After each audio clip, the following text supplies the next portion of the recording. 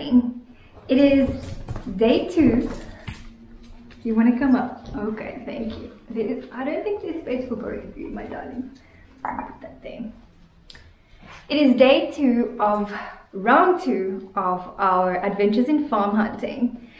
And as you guys can see, it's raining quite a lot. So much, in fact, that one of the agents has contacted me for my viewings today asking for us to reschedule.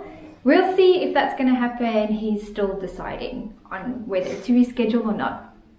So yesterday was an interesting day. I didn't actually get a lot of footage from yesterday. I still find it a little bit awkward when the owners are walking with you, or if the agents are standing next to you and then you whip out your camera and take some footage. So that didn't happen, but I'll post some pictures while I describe the places again to give you an idea. Yesterday was day 1 in round 2 of adventures in farm hunting, and it was a big day actually. Although I only saw 2 places yesterday, it was the furthest distances. I mean, I think I'm going to be driving the similar distances again over the next couple of days, but they were the furthest drives to get to places, I think. The first one in the morning was to Guarda, and that was to look at the rental property. It was a really nice house. Let's start with that. It was a really nice house, but it was, like I said earlier, it was situated right on the freeway. You couldn't actually hear the freeway from there, and it was really well enclosed and fenced. So I think it would have been safe for the dogs, but I would have still worried. I would have still been concerned. The house was amazing. Needed no work. Of course, it would be a rental. And it was huge. It was a 3-bedroom, 2 or 3 bathroom house, amazing grounds, a hectare. Sadly, they haven't looked after the place at all. So the terrain is in a bit of a state. And the pool was huge. There was a pool, and it was a lot bigger than I thought it was. It was probably 6 or 7 meters in length and at least 3 or 4 meters across and super deep. There was also no fencing around the pool, so that would have concerned me with the dogs as well. Unfortunately, when we arrived, we had to drive through this little section where the neighbor has a bazillion dogs, and they were barking. And I think that would bother me if I stayed there, but what bothered me most about it was that my dogs were too scared to get out the car to even look at the place. So for me, that was pretty much a no-go from the get-go.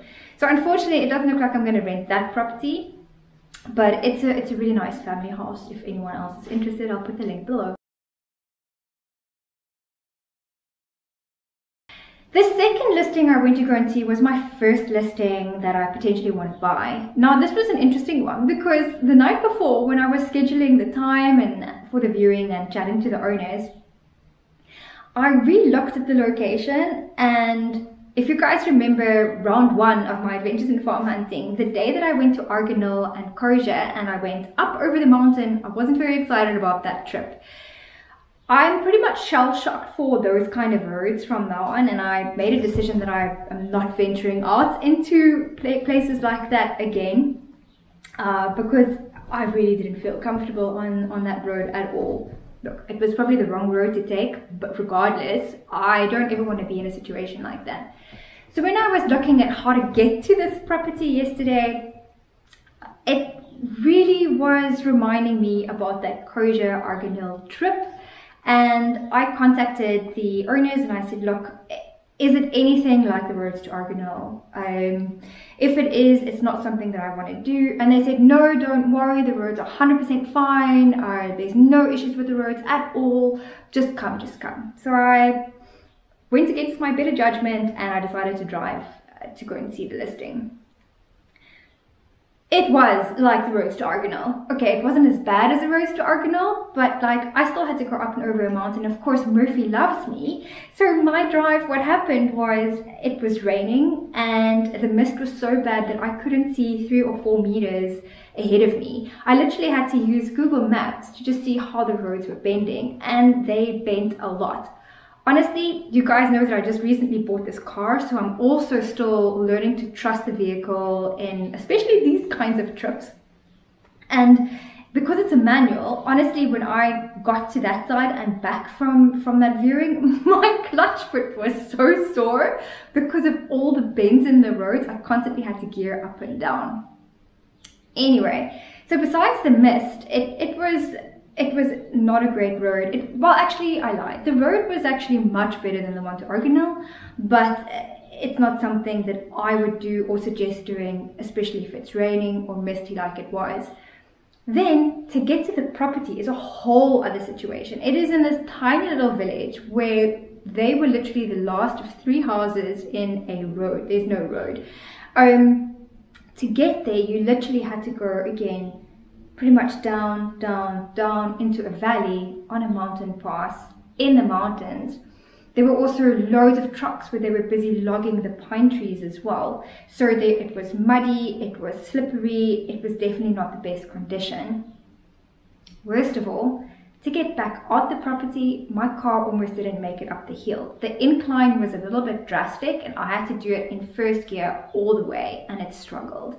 So for that reason, that property was a no-go. But I guess if you've got a more powerful 4x4, this would be a good option for you. The house was spectacular and the renovation that the guys have done on the house was also spectacular. They bought the property about 4 years ago as a ruin and they've renovated their entire place. The attention to detail and the amount of effort that they've put into the renovation, hello baby, is phenomenal. Whoever buys this house wouldn't have to do, okay baby, wouldn't have to do any work on the property, and the price was really, really good.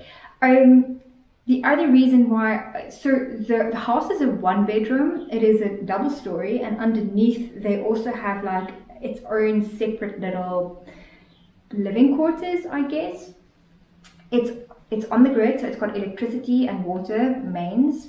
It is also an urban article, which is great. So this means that you can actually get it bonded. And the price, like I said, is really not bad. They were looking for anything upwards of 125,000 because they want to move back to the UK. It is all fenced, which is amazing. And then, so the closest part to the property was all fenced and they've like really nicely landscaped the garden there, beautiful herbs, planted beautiful plants, and they've also created a little fish pond that, I don't know, it looked like it had at least 30 koi in the fish pond. Beautifully made, beautifully created. The rest of the property is all terraced and it was a little bit on an incline and I didn't want to chance going down there. It looked super slippery, of course, from the rain and the mud. But it went down and it actually meets up with a river that runs all around the little property in a horseshoe shape. So this house and the 2 next to it, which are the only properties there, are pretty much on their own little island at the bottom of this valley. Gorgeous property if you're looking for something really, really remote but still on the grid with electricity, with water, with great signal as well. This could be a property for you to check out. Okay, so, but it's not for me. I literally had a little bit of PTSD from my previous Arganil trip, so no, not for me.